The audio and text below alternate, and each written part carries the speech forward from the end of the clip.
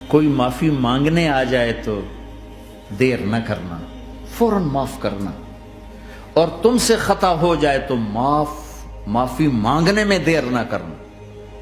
کوئی تم سے زیادتی ہو جائے تو معافی مانگنے میں دیر نہ کرنا، اور تم پر زیادتی کر کے کوئی معافی مانگنے آ جائے تو معاف کرنے میں دیر نہ کرنا۔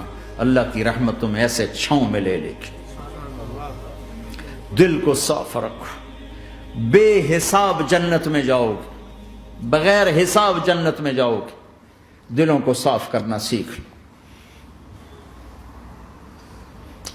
اپنے دل کو جھاڑو سے دیکھو نا، اگر ہم اپنے گھر کو صاف نہیں کریں گے تو کتنا گندا ہو جائے گا، اور صاف کریں گے تو چمکدار ہو جائے گا۔ دل تمہارا گھر ہے، اس کو اللہ نے اپنے لیے پسند کیا ہے، اس کو صاف کرو صبح بھی شام بھی۔ یا اللہ میں کسی سے ناراض نہیں۔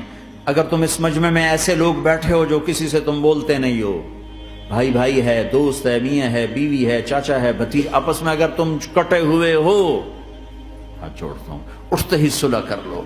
چونکہ میرے نبی کا فرمان ہے، جب دو مسلمان آپس میں لڑ پڑیں اور بات نہ کریں تو اللہ ان کے سارے عمل مردود کر دے۔ تو کہتا جب تک یہ صلح نہیں کریں گے ان کا کوئی عمل قبول نہیں ہے۔ تو اپنے دل پہ پتھر رکھو، معاف کرو، خود جا کے معافی مانگو،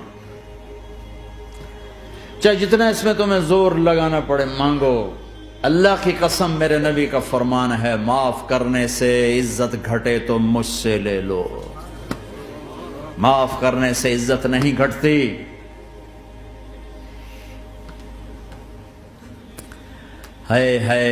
ایک بچے نے معافی مانگی اور ماں اس کو کہہ رہی تو اتنا بے غیرت ہو گیا ہے کہ تو نے معافی مانگی۔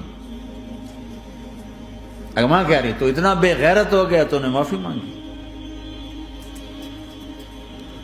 ماؤں کا یہ سبق ہوگا تو اولاد کیا کرے گی؟ آپ سوئے ہوئے ہیں، سفر میں ہیں، میرے نبی، ایک بدو آیا، غورس اس کا نام تھا، غورس۔ اس نے آپ ہی کی تلوار اٹھائی اور آپ کے یوں پسلی میں ماری۔ آپ کی آنکھ کھلی تو تلوار لے کے کھڑا، من یمنعک منی، اب بول کون بچائے گا، تیار ہو یا؟ تو آپ ہنس پڑے۔ آپ نے کہا اللہ، وہ اللہ کہنا تھا کہ تلوار اس کے ہاتھ سے گر گئی۔ تو آپ نے اٹھا لی، آپ نے ایسے سیدھی کی۔ آپ نے کہا اب تمہیں کون بچائے گا؟ کہنے لگا مجھے تو ہی بچائے گا۔ تو آپ نے کہا کلمہ پڑھتے ہو؟ کہا نہیں پڑھتا۔ کہا جاؤ معاف کیا، جاؤ معاف کیا۔